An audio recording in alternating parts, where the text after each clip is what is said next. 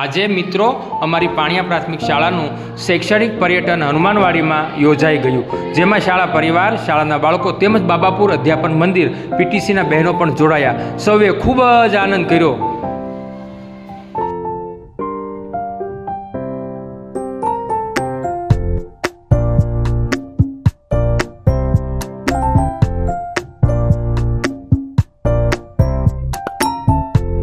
આજે શાળાના પર્યટનની સાથે બાજુમાં ગામ આવેલું બાબાપુર, ત્યાંના અધ્યાપન મંદિરની બહેનો તાલીમમાં આવેલી છે. તો બહેનોને આનંદથી બધા ભેગા મળી અને નાસ્તો કરી રહ્યા છે.